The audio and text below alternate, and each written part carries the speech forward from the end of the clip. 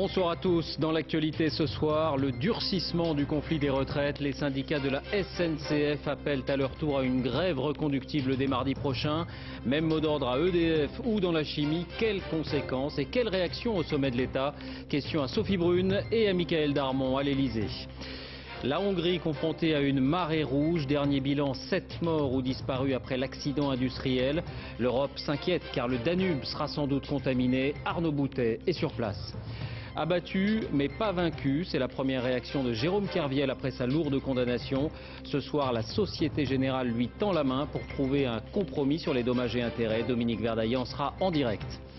L'alerte de la Banque mondiale sur l'envolée des cours des matières premières agricoles. Le prix du blé a presque doublé en 3 mois. Bonne opération pour la France, mais menace de crise alimentaire dans le monde. C'est le dossier de cette édition. La ruée sur les crédits immobiliers. Les taux d'intérêt ont atteint cette semaine leur niveau le plus bas depuis l'après-guerre, 3,30%. Enfin, le boom du discount chic, H&M qui s'installe sur les Champs-Élysées, Zara ou Gap plébiscité par les ados.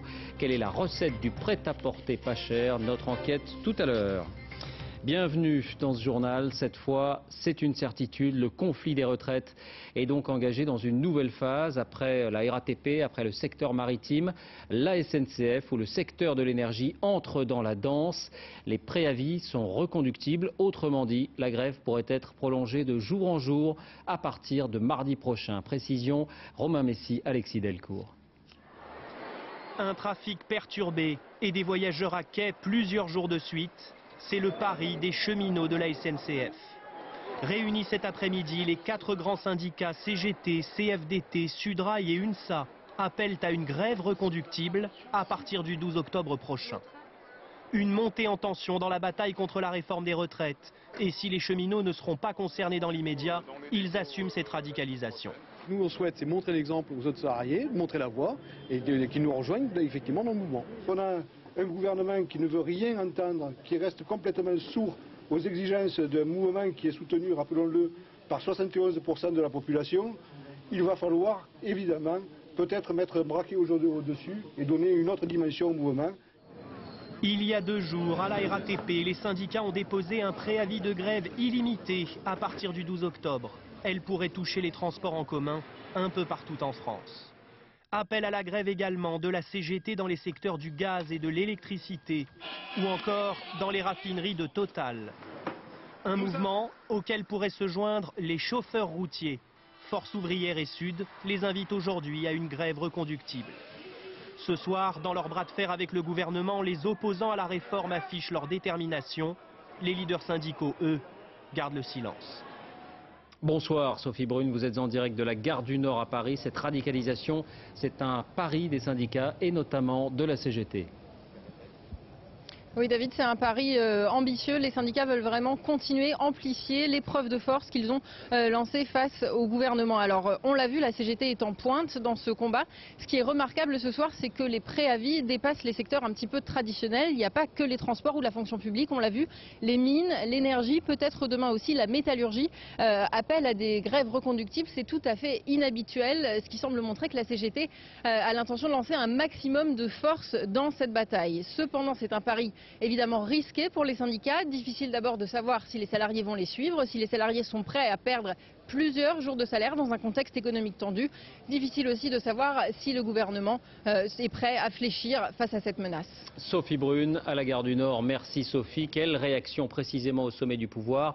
On va aller dans un instant à l'Elysée. D'abord, voyons comment ce mot d'ordre a été accueilli à la SNCF ou dans les autres secteurs concernés. Yves Ginca, Florian Lemoal avec nos bureaux en région. Ils sont cheminots à Paris-Gare de Lyon, conducteurs ou agents d'accueil. Ils viennent d'apprendre l'appel des syndicats à une grève reconductible. En tant que cheminots, ils ne seront touchés par la réforme qu'à partir de 2017. Mais pour la prochaine grève, même illimitée, ceux-là sont partants. Je préfère perdre de l'argent maintenant plutôt que travailler 6 années de plus. Travailler, attends, vous vous rendez compte, moi je travaille en 2-8. Donc je me lève à 4 h du matin des semaines. La semaine d'après, je finis à 23 h. Si on dit rien, ça veut dire qu'on accepte. Et il y a beaucoup de gens qui n'ont pas la possibilité de se mettre en grève et qui sont d'accord avec nous, et qui sont prêts à nous soutenir et à nous rejoindre. Enfin, je l'espère.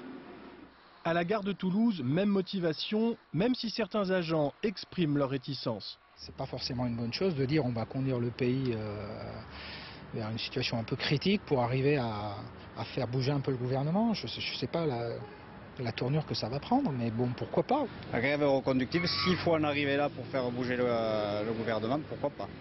Reste une inconnue, le taux de cheminots grévistes pour la journée du 12 octobre et au-delà. Le 24 juin, ils étaient 39%, le 7 septembre 42%, le 23 septembre 37%.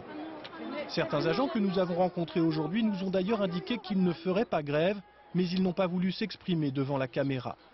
En province, dans les transports urbains, les chauffeurs de bus sont eux aussi appelés à une grève reconductible, comme à Bordeaux ou à Montpellier. Mais rien n'indique que le mouvement sera très suivi. Je pense que la retraite, c'est important. Après plusieurs jours, ça sera difficile pour les points de vue financier. J'ai un prêt immobilier, j'ai plein de choses à payer. Donc voilà, je serai parmi les participants, ça c'est sûr. Après la mobilisation du 12 octobre, ce seront les assemblées générales des salariés, entreprise par entreprise, qui décideront ou non de poursuivre la grève. Bonsoir Michaël Darmon, vous êtes en direct à l'Elysée. Est-ce qu'il y a de l'inquiétude ce soir face à ce durcissement du conflit ? Tout d'abord, ici à l'Elysée, on ne s'étonne pas de ce durcissement. C'est la dernière bretelle avant l'autoroute, confie un proche du chef de l'État, traduire les dernières occasions avant l'adoption finale du texte. Mais contrairement à ce que l'on pourrait penser, Nicolas Sarkozy suit avec beaucoup d'intérêt le fait que c'est Bernard Thibault, le secrétaire général de la CGT, qui monte en première ligne. Cela veut dire que la CGT n'entend pas être débordée par sa base dans des mouvements de grève qui concernent aussi et souvent des secteurs qui ne sont pas immédiatement justement concernés par la réforme des retraites, d'où cette analyse que l'on murmure ici à l'Elysée. C'est peut-être en fait une bonne nouvelle, car l'Elysée parie sur des grèves très impopulaires auprès de l'opinion. Michaël Darmon à l'Elysée. Merci Michaël. Une image encore des conflits en cours. La grève a été reconduite près de Marseille dans les terminaux pétroliers et ce pour la 10e journée consécutive. On en a parlé ici même. Et elle s'étend désormais aux agents du port de marchandises, ceux-là même qui avaient cessé le travail il y a quelques jours avant de reprendre leur poste. Notez que demain, un pétrolier venu de Sardaigne doit ravitailler la Corse qui est en panne de gazole. Autre titre ce soir, cette énorme catastrophe écologique en Hongrie, on l'évoquait hier, les autorités luttent contre une marée rouge, une marée de boue toxique échappée d'une usine d'aluminium. On compte 7 morts ou disparus et une 60aine de personnes brûlées. La pollution s'est déjà répandue dans plusieurs affluents du Danube. Lionel Feuerstein. Elle s'est répandue partout, souillant les terres agricoles, dévastant les maisons de 7 villages hongrois. Cette boue, ocre et très toxique, s'est échappée de ces bassins de rétention. Ils appartiennent à une usine d'aluminium de la région. Lundi, ces cuves, vraisemblablement trop pleines, auraient brutalement cédé sous leur poids, formant un gigantesque torrent d'1 million de mètres cubes. L'accident a fait 4 morts et 120 blessés, la plupart grièvement brûlés par les boues toxiques. J'ai des brûlures partout, même sur ma poitrine. J'ai reçu une pommade pour me soigner. Mais regardez ma jambe, ça suinte encore. Les dégâts matériels sont eux aussi immenses. Beaucoup d'habitants ont tout perdu dans la catastrophe. Nous avons construit ici il y a 3 ans. Nous avons 2 enfants. Et maintenant, regardez, tout a été détruit. Tout est en ruine. Je pense qu'il n'y aura plus jamais de vie ici. J'en suis certain. Les opérations de nettoyage ont commencé avec une urgence, empêcher que la pollution ne gagne le Danube, le 2e plus grand fleuve d'Europe. Aujourd'hui, plusieurs rivières sont contaminées par l'immense fuite de résidus d'aluminium. Bonsoir Arnaud Boutet, vous êtes notre envoyé spécial sur place. Vous êtes arrivé il y a quelques heures. Arnaud, qu'avez-vous vu, qu'avez-vous constaté là-bas ? Premier constat, je me trouve à Kollontar, l'un des villages les plus touchés. Je peux vous dire qu'ici, tout le monde porte un masque comme celui-ci, des protections plastiques contre cette pollution. Pour venir jusqu'ici, nous avons croisé d'autres villages également. Le même paysage de désolation avec des maisons toutes rouges, des routes rouges. Nous avons même suivi un cortège de camions équipés de lances à eau qui tentaient de dégager cette boue rouge qui était incrustée sur le bitume. Alors il y a beaucoup de pompiers, beaucoup de militaires également. Ici, l'inquiétude, eh bien, c'est ce petit ruisseau qui serpente forte dans ce village. Il a été entièrement pollué et ce ruisseau se jette dans une rivière et cette rivière, bien sûr, est un affluent du Danube. Et l'un des responsables de la sécurité nous disait tout à l'heure que le Danube serait peut-être pollué demain matin. C'est important et cette inquiétude ne touche pas que les Hongrois, mais également les Serbes, les Croates, les Roumains, puisque dans tous ces pays traversés par le fleuve, on scrute attentivement depuis hier la qualité de l'eau et on attend avec inquiétude. Arnaud Boutet en Hongrie. Merci Arnaud pour ce compte-rendu. En bref, encore à l'étranger, faut-il parler de terrorisme? Ça n'est pour l'instant qu'un soupçon. Un Français a été tué par balle au Yémen. Il s'agit du directeur logistique d'une entreprise autrichienne. Et c'est un soldat chargé de sa protection qui a tiré dans des circonstances encore mal définies. Le Quai d'Orsay reste prudent. Par ailleurs, au même moment, des diplomates britanniques ont été attaqués à la roquette par des militants présumés d'Al-Qaïda. On en vient aux suites du jugement rendu contre Jérôme Kerviel hier. Avec ce paradoxe, l'amende extravagante infligée à l'ancien trader concentre du coup les critiques non pas sur lui, mais sur la justice. Ce soir, la Société Générale sort du silence et elle le fait dans un esprit de compromis. Loïc Delamornay, Mathieu Nivenglowski. Entre l'époque où Jérôme Kerviel signait des autographes, celle où il saluait les photographes en sortant de prison, et cette journée d'hier où le coup près est tombé, le trader n'a plus le même aplomb. Pour son unique réaction après sa condamnation, il semble abattu. Quand on reçoit un tel coup de massue sur la tête, c'est difficile. Pour être très franc, au niveau du, quand le jugement a été rendu, la première pensée que j'ai eue, c'est pour mon père, pour ma mère. Pour l'instant, au regard du jugement qui a été rendu hier, je suis le seul à être responsable. J'attendais de ce procès que la responsabilité de chacun soit reconnue. Tous les supérieurs hiérarchiques de Jérôme Kerviel ont quitté la banque depuis le scandale. Même son PDG Daniel Bouton a démissionné. En juillet 2008, la commission bancaire a sanctionné le manque de contrôle de la banque par une amende de 4 millions d'euros. C'est 1000 fois moins que les dommages et intérêts demandés à Jérôme Kerviel. Justement, depuis la condamnation, nombre de voix s'élevaient pour réclamer à la Société Générale un peu de clémence ou de réalisme. Comme elle ne récupérera jamais les sommes correspondantes, je trouverais plus élégant, plus normal qu'elle donne une deuxième chance à Jérôme Kerviel et qu'elle lui permette, une fois qu'il aura purgé sa peine, si celle-ci devait être confirmée en appel, de reconstruire sa vie. Ce matin encore, le porte-parole du gouvernement avait conseillé à la Société Générale une certaine mansuétude. Oui, mais pour la Société Générale, ce serait peut-être un beau geste, non? Il faut que le nouveau directeur de la communication peut-être le suggère à son président. Ce soir, la Société Générale semble avoir entendu le message. La banque vient d'annoncer qu'elle excluait de réclamer la totalité des 4,9 milliards à son ex-trader. Bonsoir Dominique Verdaillan, vous êtes en direct au Palais de Justice de Paris. Donc pourquoi cette main tendue de la Société Générale ce soir ? Écoutez, 3 raisons à cela. La première, nous l'évoquions dès hier soir, c'est l'impossibilité. Il n'est pas question de demander de telles sommes à un homme seul, a déclaré cet après-midi un cadre de la Société Générale. Il faut dire que cette ardoise n'avait jamais été vue, même dans des dossiers comme par exemple celui de la catastrophe de l'Erika ou de l'affaire Elf. La deuxième raison, c'est que cette indemnisation record a totalement brouillé l'impact du jugement. On retient d'abord que la Société Générale a été blanchie pour oublier presque que Jérôme Kerviel a été condamné. Et puis la troisième, elle est un peu plus prosaïque, c'est que Jérôme Kerviel, il a fait appel de son jugement. Cela gèle donc non seulement tout processus de retour en prison, mais aussi de début d'indemnisation. La décision appartient donc désormais à des juges d'appel et elle ne devrait pas intervenir avant la fin 2011. Dominique Verdaillan en direct au Palais de Justice. Merci Dominique. Le dossier de cette édition maintenant, le monde doit-il s'attendre à une nouvelle crise alimentaire? Depuis le début de l'été, le cours des matières premières est reparti à la hausse de façon spectaculaire. Le prix du blé par exemple a flambé de 60 à 80% en 3 mois seulement. Comme souvent, en de telles circonstances, le malheur des uns a fait le bonheur des autres. La France tire son épingle du jeu. Enquête, Francis Mazoyer, Bernard Bonarme, Damien Augérol. Sur le port de Bordeaux, c'est du jamais vu. Un immense vraquier de 125 mètres de long, venu charger dans ses cales 40 000 tonnes de blé. Une bénédiction pour les producteurs français. Cet été en Russie, incendies et sécheresse ont détruit des millions d'hectares. Les cours ont crevé les plafonds, le marché mondial a été bouleversé. Le manque de production cette année en Russie à cause de la sécheresse représente à peu près 20% des échanges mondiaux en blé. Ça a bouleversé le flux de marchandises. Conséquence pour le port de Rouen, plus 20% d'exportation vers l'Algérie, le Maroc l'Égypte, le Yémen et plusieurs pays de l'Afrique de l'Ouest. Bordeaux a rapidement ouvert une route maritime vers Alexandrie. L'Égypte s'approvisionnait essentiellement en Russie. Elle se tourne désormais vers le blé français, plus cher mais bien meilleur, de l'avis d'un expert envoyé à Bordeaux. C'est très bon, bien meilleur que le blé russe, dans lequel on trouve toutes sortes d'insectes vivants ou morts, alors que ce blé-là est excellent. Ça, c'est vraiment la super qualité. On ne voit pas la protéine ici, mais c'est un élément déterminant pour cette année malgré tout. Qualité et quantité sont au rendez-vous. Toutes les conditions sont requises pour développer les exportations. L'an dernier, les exportations de blé français battaient déjà des records avec près de 10 millions de tonnes.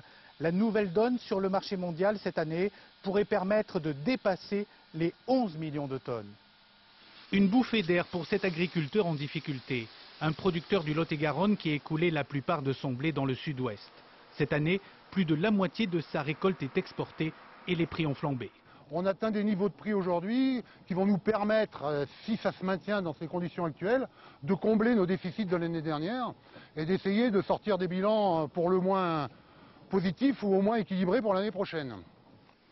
Pendant l'été, la tonne de blé français est passée de 130 à 230 €.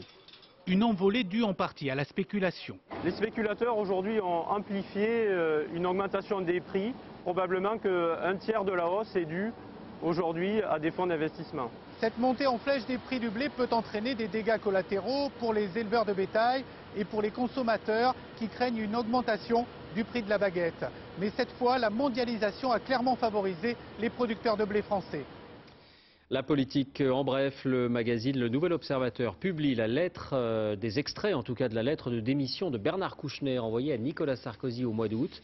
Le ministre des Affaires étrangères se plaint de subir, je cite, des humiliations des conseillers du président. Il évoque aussi l'inflexion sécuritaire du pouvoir et prend acte de la fin de l'ouverture à gauche. Démission refusée, vous le savez.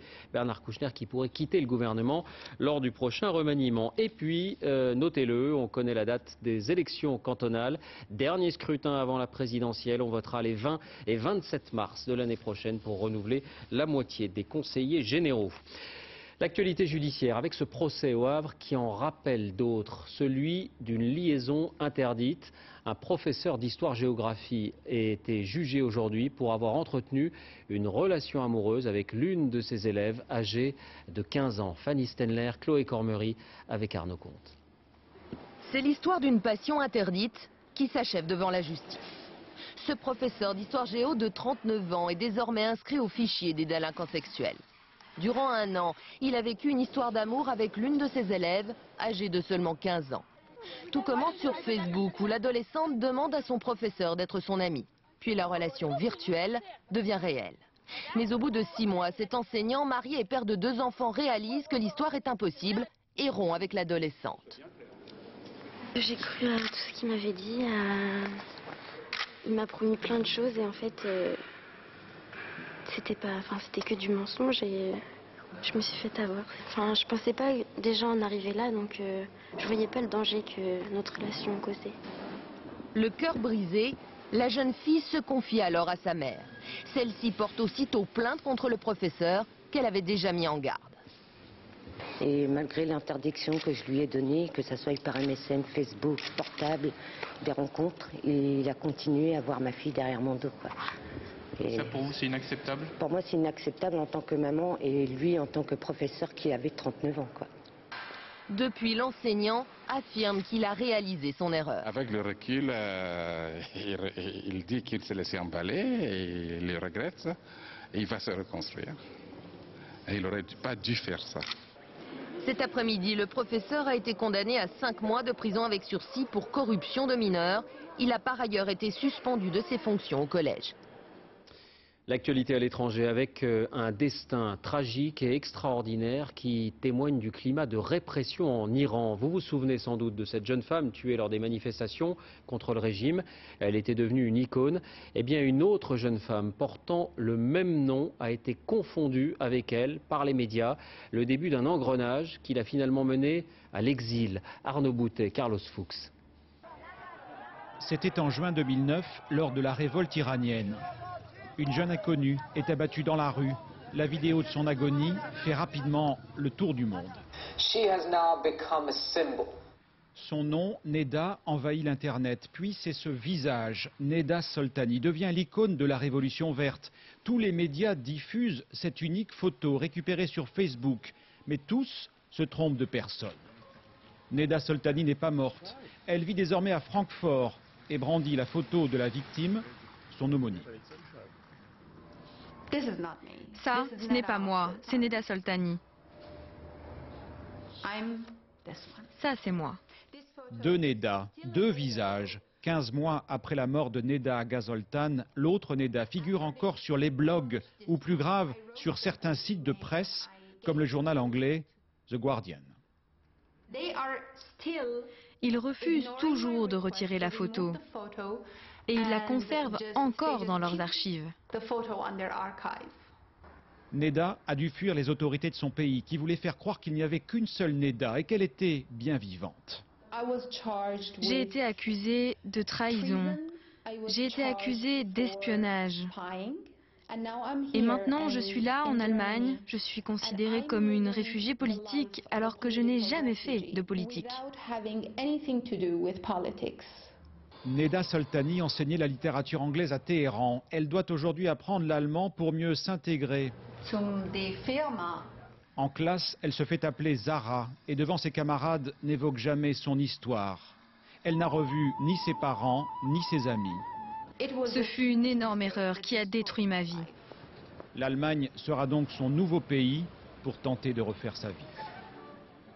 À l'étranger encore, la Chine au cœur de l'actualité européenne cette semaine. Un sommet Union-Chine se tient en ce moment à Bruxelles. Il est question notamment des devises et de la sous-évaluation du yuan. La Chine qui desserre l'étau face aux religions, c'est une nouveauté. Les églises évangéliques notamment se développent à grands pas. Les autorités fournissent même désormais des terrains pour y construire d'immenses cathédrales. Reportage de nos correspondants Alain de Chalvron, Sylvain Guillaume. Ce chantier n'est pas au Texas ou dans quelque état du sud des États-Unis, non. Cette véritable cathédrale évangélique est en construction au cœur de la Chine communiste, à Nankin, l'ancienne capitale. Le plus étonnant est que le terrain a été donné par le gouvernement, qui a aussi, tant qu'à faire, contribué à hauteur de 20% au coût des travaux. Il y a en ce moment plusieurs églises en construction ici, mais celle-ci est la plus grande. C'est qu'il y a de plus en plus de croyants. Les églises évangéliques ont le vent en poupe en Chine, comme les autres religions, mais plus que les autres. Elles surfent sur le besoin de spirituel des Chinois, déboussolés par la rapidité du changement. Celle-ci, par exemple, à Pékin, a multiplié par 10 le nombre de ses fidèles en 7 ans, des fidèles qui n'ont plus peur de se montrer. Aujourd'hui, le parti et le gouvernement se montrent plus ouverts à la religion, alors qu'avant ils s'y opposaient. L'État nous donne aujourd'hui plus de liberté. C'est Dieu qui a fait que le gouvernement se montre plus tolérant. Ces églises évangéliques sont alimentées discrètement par l'argent de correspondants américains généreux, ce qui explique aussi leur succès. Mais le gouvernement ne trouve rien à y redire non plus, du moment que les pasteurs savent où sont leurs limites. Tous dans ce pays, nous avons la responsabilité de contribuer à l'établissement d'une société harmonieuse. Il n'est donc pas bon, selon moi, d'avoir un discours anti-gouvernemental ou contre la philosophie dominante dans ce pays. Il est malin, le révérend. La société harmonieuse, c'est justement le slogan du président Hu Jintao. Ça tombe bien. Et ça facilite les petites et grandes affaires. Cette imprimerie notamment, elle n'imprime que des Bibles. C'est la plus grosse imprimerie de Bibles du monde. 1 million d'exemplaires par mois en 75 langues, à commencer par le chinois. La Bible est un produit spécial avec une signification particulière. Et notre premier objectif est de fournir des Bibles aux Chinois chrétiens, de répondre à leurs besoins spécifiques. Pas de tracasserie bureaucratique ou fiscale particulière pour cette entreprise ouvertement liée à une fondation californienne, même si elle est l'un des principaux instruments de prosélytisme évangélique en Chine. C'est Mao, décidément, qui doit se retourner dans sa tombe. À côté de ces églises officielles, il y a les églises clandestines, catholiques ou protestantes. Elles doublent ou triplent même le nombre de chrétiens en Chine. Pour elles, naturellement, pas de subvention, pas de répression systématique non plus, mais une constante insécurité. À l'étranger encore et en bref, image rarissime d'un dresseur de lions attaqué par ses bêtes lors d'un spectacle en Ukraine. Le personnel du cirque, vous le voyez, a fait tout son possible pour repousser les fauves à l'aide d'un canon à eau. Sur fond de cris stridents de spectateurs paniqués, le dresseur hospitalisé avec des blessures à un biceps et au mollet se porte bien. Il est 20h23, restez avec nous. À suivre, les crédits à prix cassé. Les taux d'intérêt ont atteint cette semaine leur niveau le plus bas depuis la dernière guerre. Le boom du discount chic H&M qui s'installe sur les Champs-Élysées. Zara ou Gap plébiscité par les ados. Quelle est la recette? Notre enquête dans un instant. Et puis en langage branché, on dit vintage. En français, on parle de nostalgie, comédie musicale, réédition. La rentrée ressuscite les années 70. D'abord donc ce chiffre, en apparence anodin, mais qui marque un record à la baisse. Regardez, c'est un taux de crédit moyen 3,30%. Emprunter de l'argent n'a jamais coûté aussi peu depuis 1945. Et c'est aussi une forte incitation à renégocier ces échéances avec les banques pour ceux qui sont endettés. Gabriel Garcia, Daniel Lévy. Bonjour, entrez. Nicolas Lajouani est propriétaire. Un appartement de 70 mètres carrés en banlieue parisienne. Ici, on est dans la pièce principale. C'est donc un appartement qu'on a acheté avec ma femme en janvier 2007. Pour acheter, il a dû s'endetter sur 24 ans. Mais depuis, les taux proposés par les banques ont beaucoup diminué. Le couple peut donc renégocier son emprunt à la baisse, avec à la clé de belles économies. Vous allez repartir pour 289 000 euros et bingo, puisqu'on va économiser 32% par rapport à ce que vous aurez coûté votre crédit. Soit 45 000 euros de moins sur sa facture. En pratique, il s'agit de contracter un nouveau crédit avec un taux plus intéressant. Exemple. En 2008, pour emprunter 100 000 euros sur 20 ans, le taux d'intérêt était de 5,75%. Il vous en coûtait chaque mois 720 euros. Eh bien aujourd'hui, pour emprunter cette même somme, 100 000 euros, le taux d'intérêt est passé à 3,30%. Il vous en coûte chaque mois 570 euros. Sur 20 ans, c'est une économie de 30 000 euros. Mais le rachat de crédit n'est pas systématiquement une bonne affaire. Il faut réunir certaines conditions. Il faut qu'il y ait au moins 1% d'écart entre le moment où vous avez emprunté et le moment où vous décidez de faire racheter votre prêt.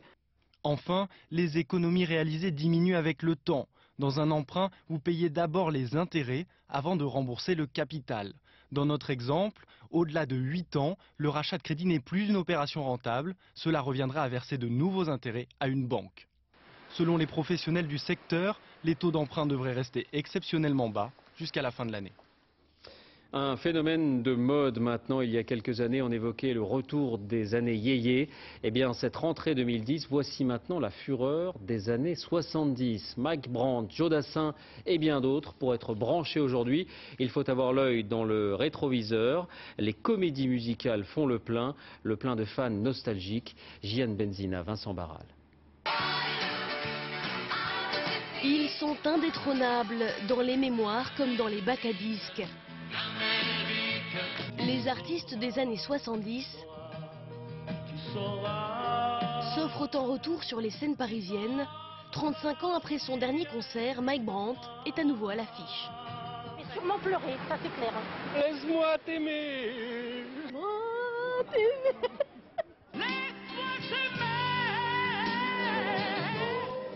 Un tour de perruque et ce jeune comédien devient Mike Brandt. On se sent vraiment aimé, quoi.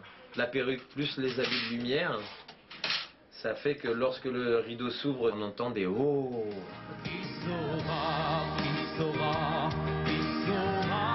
Mike Brandt a vendu 15 millions d'albums en seulement 5 ans de carrière.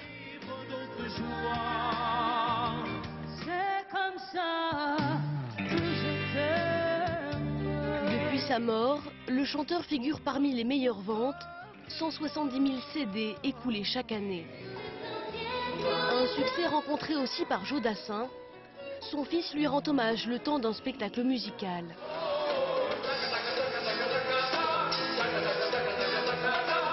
Une vraie nostalgie. les artistes de cette époque, mais il y a aussi que dans les années 70, il y avait des vraies chansons avec des vrais textes qui parlaient aux gens.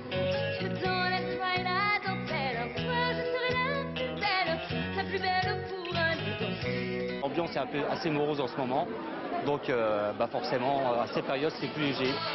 Avec Mamma Mia d'Abba qui débute fin octobre, les chanteurs rétro n'ont pas fini de nous dire qu'ils veulent être.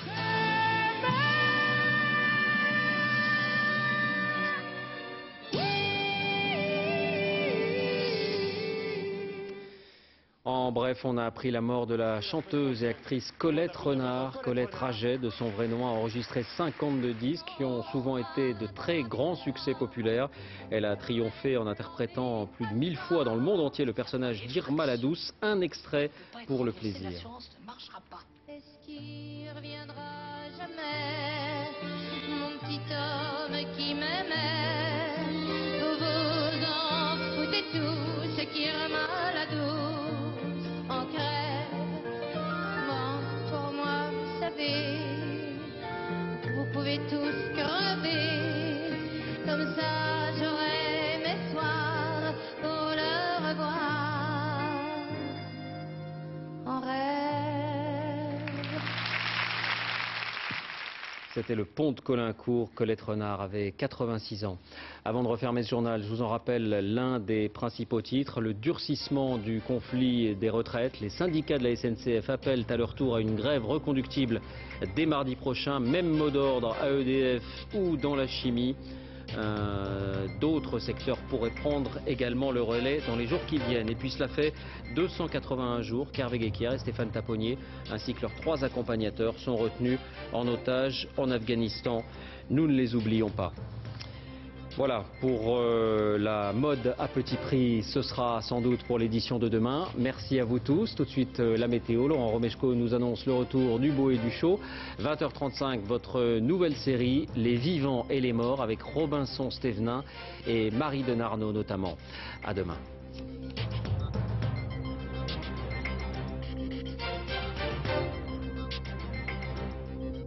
L'info en continu, c'est aussi sur France2.fr.